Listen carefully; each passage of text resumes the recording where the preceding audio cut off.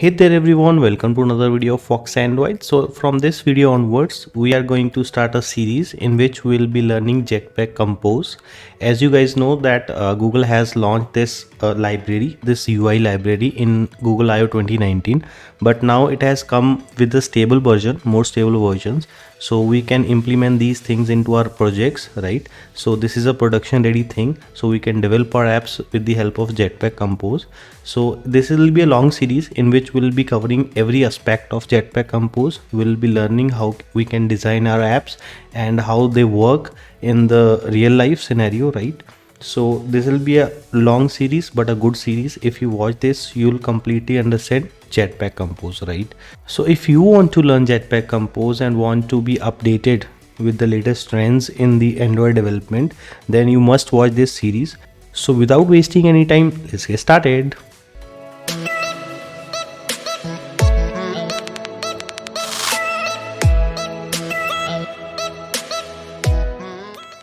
So guys, if you're new to this channel, make sure to hit that subscribe button and press the bell notification icon for receiving notification of the upcoming videos. And by the end of the video, if you like the video, make sure to hit that thumbs up button as well.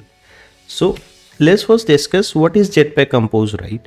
So basically Jetpack Compose is a modern toolkit library for building native UI. What does that mean? So basically Jetpack Compose is a framework that is given by Android to develop our UIs in the native environment, right? So if you know, earlier we used to design our layouts in the XML format and we used to write our backend code either in Java or Kotlin, right? But now we won't be having any XML files. We'll be designing our app with the help of this framework, Jetpack Compose. We'll be writing the backend code. There'll be no XML code.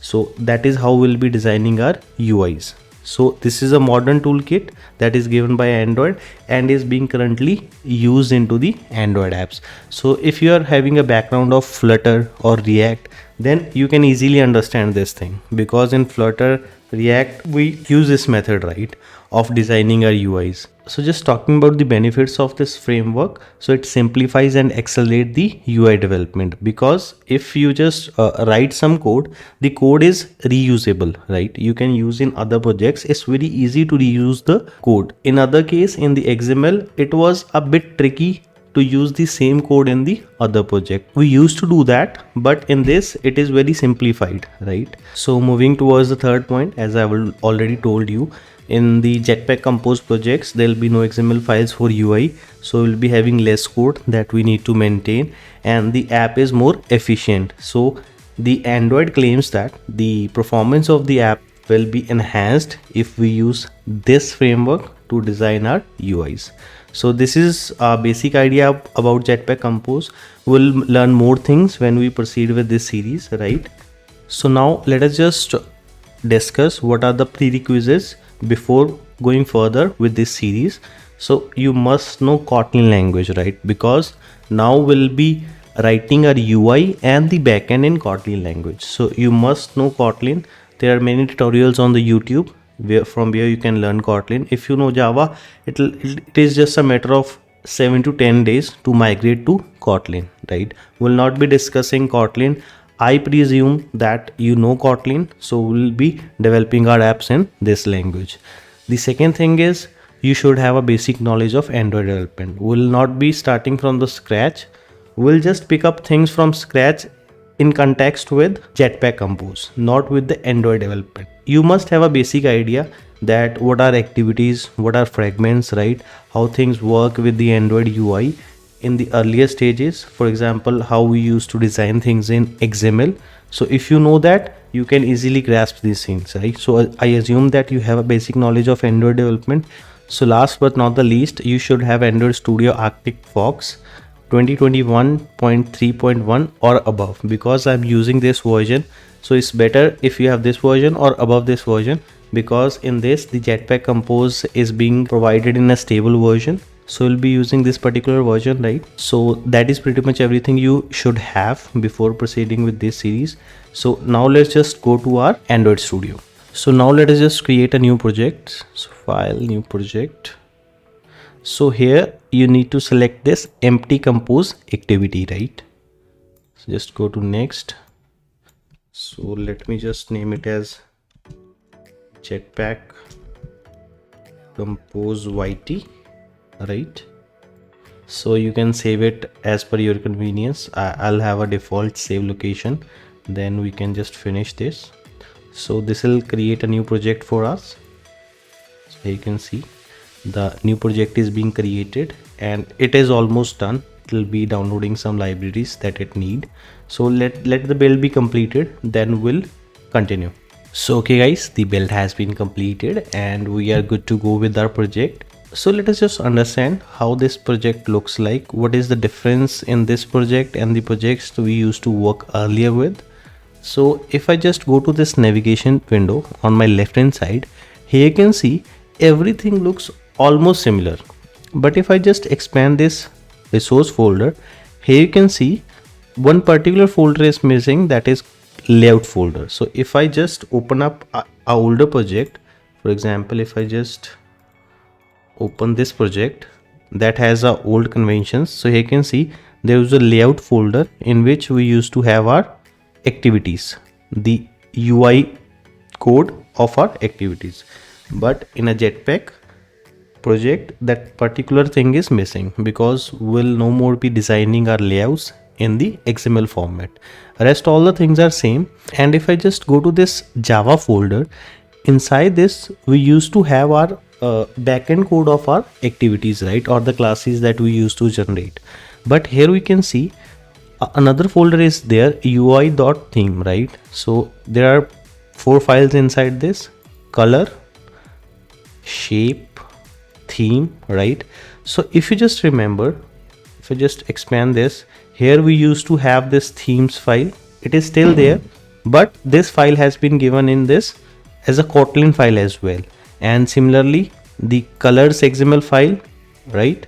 Here we used to define the hash codes of the colors that we'll be using in our project. Similarly, a colors file, a Kotlin color file is provided. So here you can see all the things that are related to UI has been moved to a Kotlin code, right?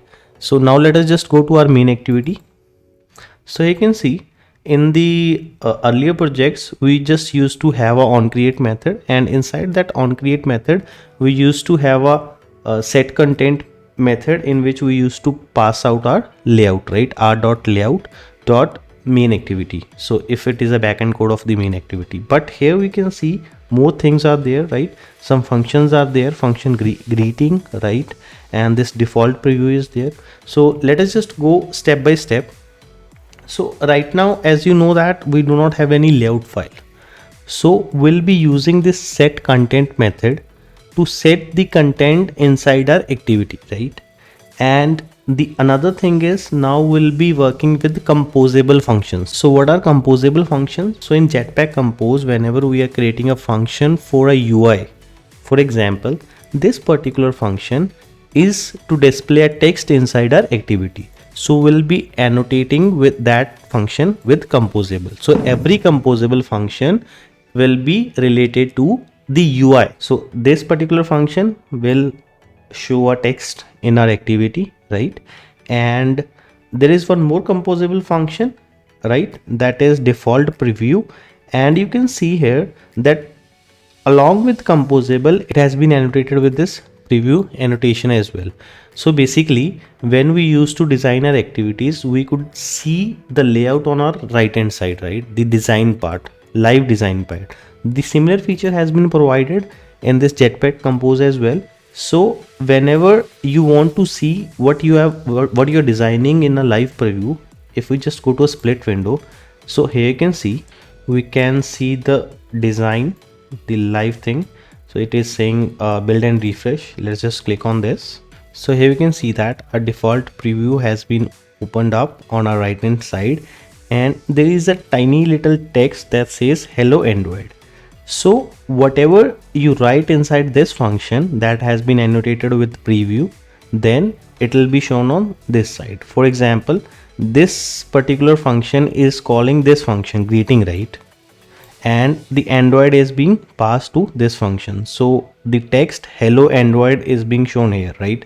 It changes in real time if we change anything inside this function. For example, if I just change it to Fox Android,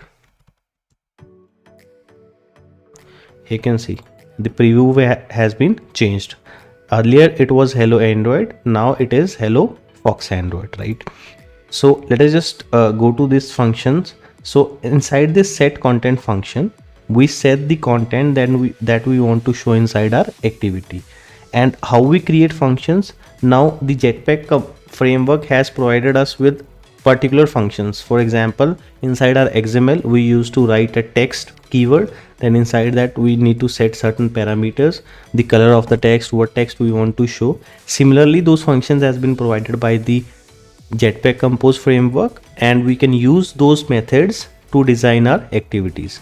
So here inside the text function, we'll be passing whatever text we want to show. So here this function is taking name as a parameter, right? And we are passing Android here. Here you can see the Android has been passed to this function, but still it shows hello Fox Android because it just shows that is there in this preview annotated function. So if we just run this application, it will show hello Android. So let us just run this application. This is a very basic application. Let us just run this to our Android emulator and see what is the outcome of this particular application. So okay guys, here you can see we have successfully run the application inside our emulator, and here it is showing hello Android because inside this set content function we have passed Android. So let us just try to change this to something else. Let me change this to Fox Android as well, and let me write something else like, share, subscribe, right? So let us just run this application, hello Fox Android, like, share and subscribe, right? So we have passed this particular string to this function, then it has concatenated it with this hello, and we have seen the result. So okay, I guess I have spelled out a lot of information, a new information for the beginners. So I want you guys to digest all that information. So that will be all for this particular tutorial, the first tutorial, that will be the introduction to Jetpack Compose, right? So now I assume that you have got the basic idea that what is Jetpack Compose, how the things work in Jetpack Compose, what is the difference between the projects we'll be creating with Jetpack Compose and the earlier projects, right? What are composable functions? What is this preview annotations? We'll be discussing all these things in detail in the coming tutorials, right? Don't worry about that. This tutorial was to give you a brief idea about how things work in Jetpack Compose, right? What is this new framework? So we'll be covering every single thing, every minute thing in detail in the coming tutorials. We'll be learning how the layouts work in this thing, right? What is a linear layout and all those layouts, how we design that, how we design a button inside this, how we make a recycler view inside Jetpack Compose. Well, we are going to discuss each and everything. This series gonna be a longer series, right? It'll have at least 20 to 30 videos, right? So that is it for this video, right? So I hope that you have got the basic idea about Jetpack Compose. So if you guys have liked the video, make sure to hit that thumbs up button, and in case you are new to this channel, make sure to hit that subscribe button and press the bell notification icon for receiving notification of the upcoming videos. So that is pretty much everything in this video. So see you in another video. Bye.